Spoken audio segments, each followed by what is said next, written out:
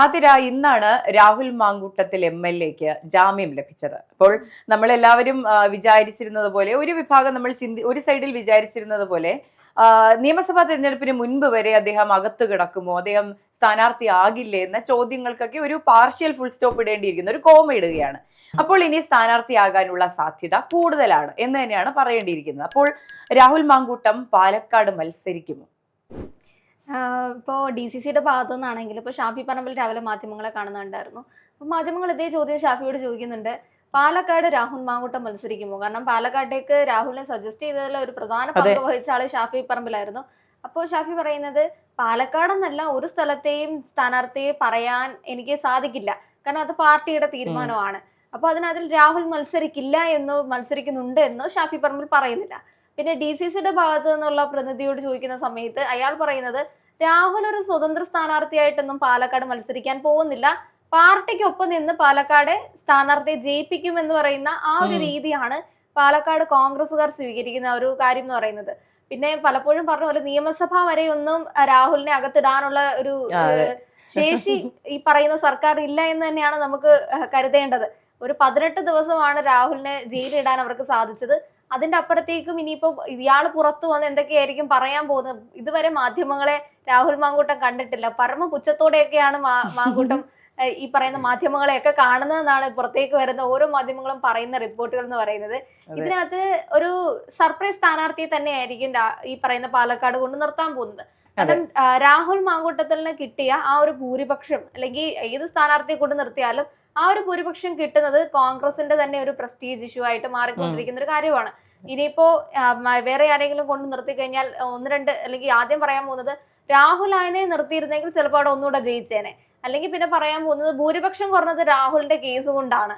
ഇനിയിപ്പോ തോറ്റുപോയി കഴിഞ്ഞാൽ അതും ഇത് രാഹുൽ കൊണ്ടാണ് പാലക്കാട് തോറ്റുപോയത്. പിന്നെ രാഹുൽ മാങ്കൂട്ടത്തിന്റെയും ഷാഫി പറമ്പലിന്റെയും തലയിൽ ആ തോൽവി കെട്ടിവെക്കുന്ന ഒരു സാഹചര്യത്തിലേക്ക് പോകും. പിന്നെ VD സതീശനും പുള്ളിയുടെ നേതൃത്വത്തിന്റെ പിഴവ് മൂലമാണ് നല്ലൊരു സ്ഥാനാർത്ഥിയെ പാലക്കാട് നിർത്താതിരുന്നത്. ഇങ്ങനെ ഒരുപാട് അഭ്യൂഹങ്ങളാണ് ഇപ്പൊ പാലക്കാടിനെ സംബന്ധിച്ച് വരാൻ പോകുന്നത്. അതെ, ഇപ്പോൾ രാഹുൽ മാങ്കൂട്ടത്തിൽ CPM-ലേക്ക് പോകുമോ, BJP-യിലേക്ക് പോകുമോ എന്ന് ആഴ്ചകൾ ഇടവിട്ട് എല്ലാവരും സംസാരിച്ചിരുന്ന ഒരു കാര്യമാണ്. പക്ഷെ അതിനുള്ള സാധ്യതകൾ വളരെ കുറവാണ്. അദ്ദേഹം കോൺഗ്രസ് പാർട്ടിയോട് ചേർന്ന് പ്രവർത്തിച്ചു വളർന്നു വന്ന ആളാണ്. അദ്ദേഹം അത്ര പെട്ടെന്ന് മറുകണ്ഠം ചാടാൻ, അല്ലെങ്കിൽ നിന്ന സ്ഥലം വിട്ടുകൊടുക്കാൻ സാധ്യത ഇല്ലാത്തൊരു വ്യക്തിയാണ്. അത് നേരത്തെ ആതിര പറഞ്ഞതുപോലെ മാധ്യമങ്ങൾക്ക് മുന്നിൽ അദ്ദേഹം കാണിക്കുന്ന ഒരു നോ കെയർ ആറ്റിറ്റ്യൂഡൊക്കെ, ഹൂ കെയർസ് ആറ്റിറ്റ്യൂഡൊക്കെ നമ്മൾ കണ്ടിട്ടുള്ളതാണ്. അതിൽ നിന്നൊക്കെ വ്യക്തമാണ് അദ്ദേഹം പോകാനുള്ള സാധ്യത വളരെ കുറവാണ്. പിന്നെ സ്വതന്ത്രനായി നിൽക്കുന്ന കാര്യവും ഈ പറഞ്ഞതുപോലെ ഇപ്പോൾ പുറമേ പാർട്ടിയിലെ എല്ലാവരുമായിട്ടും വിയോജിപ്പുണ്ട്, അകന്ന ബന്ധമാണുള്ളതെങ്കിലും ഷാഫി ഒരിക്കലും രാഹുൽ മാങ്കൂട്ടത്തെ പേഴ്സണലി തള്ളിക്കളയുമെന്ന് തോന്നുന്നില്ല. അപ്പോൾ ഈ പറയുന്നത് പോലെ അവിടെ നിൽക്കുന്ന കോൺഗ്രസിന്റെ സ്ഥാനാർത്ഥിയെ സപ്പോർട്ട് ചെയ്യാനുള്ള സാധ്യത തന്നെയാണ് ഇപ്പോൾ കൂടുതലായി കാണുന്നത്. പക്ഷേ കോൺഗ്രസിലേക്ക് രാഹുൽ മാങ്കൂട്ടത്തിനെ എത്രയും പെട്ടെന്ന് തിരിച്ചെടുക്കാനുള്ള സാധ്യതയുമില്ല. കാരണം VD സതീശനൊക്കെ ആദ്യമേ ഈ പരാതിയൊക്കെ വരുന്നതിന് മുൻപേ നടപടി എടുത്തിരുന്നു. അദ്ദേഹത്തെ അധ്യക്ഷ സ്ഥാനത്ത് നിന്ന് മാറ്റിയിരുന്നു. ഇപ്പോൾ പ്രാഥമിക അംഗം പോലും അല്ല അദ്ദേഹം. അപ്പോൾ VD സതീശൻ അടക്കമുള്ളവരുടെ നിലപാട്, ഇപ്പൊ നമ്മൾ നിലപാടുകളുടെ രാജകുമാരൻ എന്നൊക്കെ പറയുന്ന പോലെ VD സതീശന്റെ നിലപാട് മാറ്റാൻ ഒരിക്കലും പാർട്ടിയും ആഗ്രഹിക്കില്ല, പ്രവർത്തകരും നേതാക്കളും ഒന്നും ആഗ്രഹിക്കില്ല എന്നുള്ളതാണ്. അതുകൊണ്ട് തന്നെ അദ്ദേഹത്തിനെ തിരിച്ചെടുക്കാൻ സാധ്യതയില്ല. ഈ പറഞ്ഞതുപോലെ ഒരു സർപ്രൈസ് സ്ഥാനാർത്ഥി പാലക്കാട് UDF-ന് വേണ്ടി മത്സരിക്കും. ഷാഫി പറമ്പിൽ അടക്കമുള്ള നേതാക്കൾ അവിടെ കൃത്യമായ പ്രചാരണ പരിപാടികൾ നടക്കും. രാഹുൽ മാങ്കൂട്ടം നേരിട്ട് ഇടപെട്ടില്ല എങ്കിൽ പോലും ഇതിനെല്ലാം പരോക്ഷമായ സപ്പോർട്ടോടുകൂടി കുറച്ചു നാൾ മാറി നിന്നുകൊണ്ട് ഇതെല്ലാം ചെയ്യും. പ്രവർത്തകനെ പോലെ ആയിരിക്കും രാഹുൽ മാങ്കൂട്ടം പ്രവർത്തിക്കാൻ. കാരണം ഈ അംഗത്വം ഇല്ലാത്ത ഒരുപാട് ആൾക്കാർ, അണികൾ എന്ന് പറയുന്ന ആൾക്കാര് കോൺഗ്രസിലും CPM-ലും ഒക്കെ ഒരേപോലെ പ്രവർത്തിക്കുന്നുണ്ട്. അവർക്കെല്ലാം ഈ പറയുന്ന അംഗത്വം ഒന്നും ഉണ്ടായിട്ടല്ല ഈ പ്രവർത്തിക്കുന്നത്. പാർട്ടിയോടുള്ള ഇഷ്ടം കൊണ്ട് അതേപോലെ അത്തരം അണികളാണെന്നുള്ള താല്പര്യം കൊണ്ടുമാണ് പ്രവർത്തിക്കുന്നത്. അപ്പോൾ രാഹുൽ മാങ്കൂട്ടം പാലക്കാടിലേക്ക് എപ്പോഴാണ് എത്തുന്നത് എന്നൊരു ചോദ്യം മാത്രമേ ഉള്ളൂ. നിലവിൽ ജാമ്യം കിട്ടി പുറത്തേക്ക് വന്നിരിക്കുകയാണ്.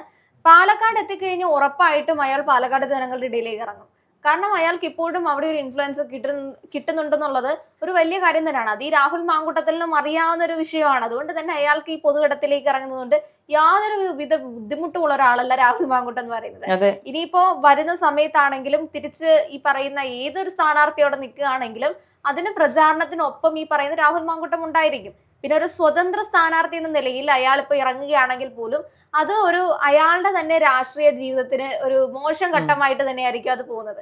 അതിലും ബെറ്റർ കുറച്ചു നാളും ഈ പറയുന്ന രീതിയിൽ രാഷ്ട്രീയ വനവാസം എടുത്തതിന് ശേഷം കുറച്ചൊന്ന് ഇമേജ് പോളിഷ് ചെയ്തതിനു ശേഷം തിരിച്ചു വരാമെന്നുള്ളൊരു രീതി തന്നെയായിരിക്കും രാഹുൽ മാങ്കൂട്ടം സ്വീകരിക്കുന്നത്. പിന്നീട് ഒരു സർപ്രൈസ് സ്ഥാനാർത്ഥി MP-മാരൊക്കെ തിരിച്ചു വന്ന് മത്സരിക്കുന്നു എന്നൊക്കെ കേൾക്കുന്നുണ്ട്. ഇപ്പോ ഒരുപാട് ഷാഫി പറമ്പലിന്റെ പേര്, അടൂർ പ്രകാശിന്റെ പേര്, അതേപോലെ ഒരുപാട് പേരുകൾ ഇങ്ങനെ പറയുന്നുണ്ടായിരുന്നു. ഇനിയിപ്പോ MP-മാർ തിരിച്ചു വന്ന് മത്സരിക്കാം. ഇനിയിപ്പോ പാലക്കാടിന്റെ അഭിമാനം കാത്തുരക്ഷിക്കാൻ വേണ്ടി പാലക്കാടിന്റെ സ്വന്തം ഷാഫി പറമ്പിൽ തന്നെ പാലക്കാട് വീണ്ടും മത്സരിക്കുകയാണെങ്കിലും നമുക്ക് അത്ഭുതമൊന്നും ഉണ്ടാവാൻ പോകുന്നില്ല. കാരണം ഷാഫി ഇപ്പോഴും പാലക്കാട് ജനങ്ങൾക്ക് ഇഷ്ടമാണ്.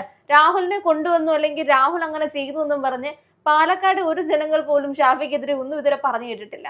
അയാളുടെ ഈ അടുത്തിടയ്ക്ക് ഉണ്ടായ ആ ഒരു പ്രസംഗത്തിൽ പോലും വീണ്ടും ആ നിരന്നിരുന്ന ആയിരങ്ങളൊന്നും ഈ പറയുന്ന കോൺഗ്രസ് പ്രവർത്തകരൊന്നും ആയിരുന്നില്ല.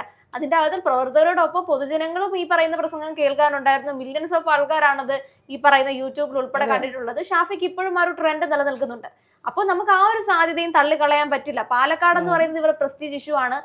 ഒന്ന് ഈ പറയുന്ന രാഹുൽ മാങ്കൂട്ടത്തിനെ കൊണ്ടുവന്ന ഒരു വൻ ഭൂരിപക്ഷത്തിൽ അത് പിടിച്ച് എടുക്കാൻ ഷാഫിക്ക് കഴിഞ്ഞിട്ടുണ്ടെങ്കിൽ നിലനിർത്തുക എന്ന് പറയുന്നത് ഷാഫിയുടെ മാത്രം ഒരു പ്രത്യേക താല്പര്യം കൂടെയാണ്. തന്റെ സ്വന്തം മണ്ഡലത്തെ തിരിച്ച് അല്ലെങ്കിൽ പിടിച്ചു നിർത്തുക എന്നുള്ളത്. അതിന് ഷാഫി ചിലപ്പോൾ അവിടെ മത്സരിച്ചേക്കാം. അങ്ങനെയാണെങ്കിൽ ഈ പറയുന്ന രാഹുൽ വിഷയം അവിടെ കൊണ്ട് പറഞ്ഞിട്ട് പിണറായി സഖാവിനോ അല്ലെങ്കിൽ ഈ പറയുന്ന BJPക്കോ യാതൊരുവിധ മാറ്റങ്ങളോട് ഉണ്ടാക്കാൻ പറ്റില്ല. അതെ, ഷാഫിയുടെ കാര്യം പറയുകയാണെങ്കിൽ ധർമ്മടത്ത് മത്സരിക്കുമെന്ന് നമ്മൾ എല്ലാവരും പ്രതീക്ഷിച്ചിരിക്കുന്നിടത്ത് പാലക്കാടും നിർണായകമാണ്. ഈ പറയുന്ന പോലെ രാഹുൽ മാങ്കൂട്ടത്തിന്റെ ഒരു ഓറയൊന്നും ആയിരുന്നില്ല അവിടെ. ഷാഫി ഓറയായിരുന്നു വർക്ക് ചെയ്തിരുന്നത്. ഈ വലിയ രീതിയിലുള്ള വോട്ട് സമാഹരണം നടത്തിയത് ഷാഫിയുടെ ഇൻഫ്ലുവൻസ് തന്നെയായിരുന്നു. അതിപ്പോ പാലക്കാട് ഏത് സ്ഥാനാർത്ഥിയെ നിർത്തിയാലും ഇതുപോലെ അല്ലെങ്കിൽ ഇതിൽ മെച്ചപ്പെട്ട് പ്രവർത്തിക്കാൻ മാത്രമേ ഷാഫി പറമ്പിൽ ശ്രമിക്കുകയുള്ളൂ.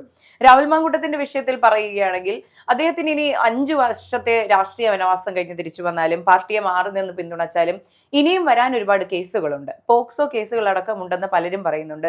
നമ്മുടെ BJPയുടെ മുതിർന്ന നേതാവ് K സുരേന്ദ്രൻ ആരോപിച്ചതുപോലെയാണെങ്കിൽ 15ഓളം ആൺകുട്ടികളും പെൺകുട്ടികളും പോക്സോ പരിധിയിലുള്ള ആൾക്കാർ ഉൾപ്പെട്ടിട്ടുണ്ട്. അവരെല്ലാം ചൂഷണം ചെയ്തിട്ടുണ്ട് എന്ന് പറയുന്നു. ഇതെല്ലാം കേസുകളായി പുറത്തേക്ക് വരികയാണെങ്കിൽ ഈ പറഞ്ഞ ഓരോ ഹൈപ്പ് ഉണ്ടാകുമ്പോഴും ഒരു കൊട്ടി താഴെ ഇടുന്ന പരിപാടി ഉറപ്പായി രാഹുൽ മാങ്കൂട്ടത്തിനെതിരെ ഉണ്ടാകും. ഇനി ഈ പറയുന്ന പോലെ ഇതിപ്പോ ഓൾറെഡി ഇപ്പൊ നോർമലൈസ്ഡ് ആക്കണമെന്നൊന്നും അല്ല, പക്ഷെ ജനങ്ങൾക്ക് ഒരു നോർമലൈസ്ഡ് ആയി. അതാണ് അതിന്റെ ഒരു ഒന്നാം കേസിലുണ്ടായ ബൂം 3-ാം കേസിലില്ല. ഇപ്പോൾ എന്ത് തന്നെ പറഞ്ഞാലും ധാർമ്മികമായി അദ്ദേഹം ചെയ്ത തെറ്റാണെന്ന് വിശ്വസിക്കുന്ന ഒരാളാണ് ഞാൻ. എന്ത് തരത്തിൽ പറഞ്ഞാലും പൂർണ്ണമായ പെൺകുട്ടിയുടെ ഭാഗത്ത് നിൽക്കുന്ന ഒരാളാണ് ഞാൻ. പക്ഷെ നിയമത്തിന്റെ മുന്നിൽ ഈ പറഞ്ഞ കാര്യങ്ങളൊന്നും നിലനിന്ന് പോകുന്നില്ല എന്നുള്ളതാണ്. നമ്മൾ അന്ന് തന്നെ പറഞ്ഞിരുന്നു. 4ാമത്തെ കേസ് വരുന്ന സമയത്ത് നമ്മൾ ചർച്ച ചെയ്യുമ്പോൾ ഇതിന്റെ കൂടുതലായിട്ട് ആൾക്കാർ ചോദിക്കാൻ പറഞ്ഞു, നിങ്ങൾക്ക് വേറെ പണിയൊന്നും ഇല്ലേ? രാഹുൽ മുൻ ഭാവമാണ്, അവന്റെ അടുത്തേക്ക് ആ പെൺകുട്ടികളും ആൺകുട്ടികളൊക്കെ ചെന്നിട്ടാണ്, അല്ലാതെ എല്ലായിടത്തും ഓടി നടന്നവരെ പീഡിപ്പിക്കാൻ പറ്റില്ല. ആ ഒരു ആദ്യം കേട്ട അല്ലെങ്കിൽ ആദ്യം കേട്ട ആ ഒരു അത്ഭുതാവസ്ഥയൊന്നും ജനങ്ങൾക്കില്ല. ആദ്യം കേട്ട സമയത്ത് അയ്യോ എന്തോ ഒരു ഭീകര കാര്യം ചെയ്തു, ഞങ്ങൾ വിചാരിച്ച രാഹുൽ മാങ്കൂട്ടം ഇതല്ല. പിന്നീട് 2-3 കേസൊക്കെ ആയപ്പോ ഇത് ഫാബ്രിക്കേറ്റഡ് ആയിട്ട് കൊണ്ടുവരുന്ന കേസ് എന്ന രീതിയിലേക്ക് ജനങ്ങൾക്ക് തോന്നി തുടങ്ങി. പിന്നീട് രാഷ്ട്രീയ ചരിത്രം എടുത്തു നോക്കി എല്ലാവരും പരിശോധിച്ച് എല്ലാവർക്കും ഇത്തരം ചരിത്രങ്ങളുണ്ട്. എന്നിട്ട് പോലും പല രീതിയിലുള്ള ന്യായീകരണങ്ങൾ ഈ നല്ല സ്ഥാനങ്ങളിൽ ഇരിക്കുന്നുണ്ട്. അതുകൊണ്ട് രാഹുൽ മാങ്കൂട്ടം എന്ന് പറയുന്ന ഒരു യൂത്ത് അല്ലെങ്കിൽ അത്തരം ഒരു പ്രതിഭയെ നശിപ്പിക്കാൻ വേണ്ടിയിട്ടാണ് ഈ പറയുന്ന കേസുകൾ. അങ്ങനെ രാഷ്ട്രീയ ലക്ഷ്യം വെച്ചിട്ടാണ് ഈ കൊണ്ടുവരുന്നത്. ഇത് ജനങ്ങൾക്ക് ഓൾറെഡി മൈൻഡിലേക്ക് വന്നു കഴിഞ്ഞു. അതുകൊണ്ട് ഇനിയിപ്പോ 4, 5, 6 കേസുകൾ വന്നു കഴിഞ്ഞാലും ജനങ്ങളെല്ലാം ഇതിനെ രാഹുലിന് ഇതിന് മുമ്പും വന്നിട്ടുണ്ടല്ലോ, ഇതെല്ലാം ഫാബ്രിക്കേറ്റഡ് ആണ്, എന്നിട്ട് എന്തുകൊണ്ട് 1ാമത്തെ കേസിൽ അവനെ ശിക്ഷിച്ചില്ല, 2ാമത്തെ കേസിൽ എന്തുകൊണ്ട് അവനെ ശിക്ഷിച്ചില്ല, 3ാമത്തെ കേസിൽ ശിക്ഷിച്ചില്ല? അപ്പൊ അവൻ തെറ്റ് ചെയ്തിട്ടില്ല. അവൻ എന്തുകൊണ്ടാണ് മാധ്യമങ്ങളെ പുച്ഛത്തോടെ കാണുന്നത് അല്ലെങ്കിൽ ചിരിക്കുന്നത്? അവൻ തെറ്റ് ചെയ്താൽ മാത്രമല്ല അവന് പേടിക്കേണ്ട ആവശ്യമുള്ളൂ. ഇങ്ങനെ ഒരുപാട് രീതിയിൽ രാഹുലിനെ സ്വന്തമായി ഡിഫെൻഡ് ചെയ്യാനും അതേപോലെ ജനങ്ങൾ തന്നെ വിശ്വസിക്കാനുമായിട്ട് ഒരുപാട് ഫാക്ടേഴ്സ് ഉള്ളതുകൊണ്ട് കുറച്ച് നാൾ മാറി നിന്നാലും ഈ പറയുന്ന രാഹുൽ മാങ്കൂട്ടം ജനങ്ങളിലേക്ക് ഇറങ്ങി നിന്നാലും 10-20 പേര് വീണ്ടും ഇയാളുടെ അടുത്തേക്ക് വരും. അതും പാർട്ടി പ്രവർത്തകരായിരിക്കില്ല. ഷാഫിയുടെ അടുത്തേക്ക് ഓടി വരുന്ന ജനങ്ങളെ പോലെ തന്നെ ഇയാൾക്കും ഒരു ഫാൻ ബേസ് ജനങ്ങൾ ഉണ്ടായിട്ടുണ്ടെന്നുള്ള ഒരു സത്യാവസ്ഥയുണ്ട്.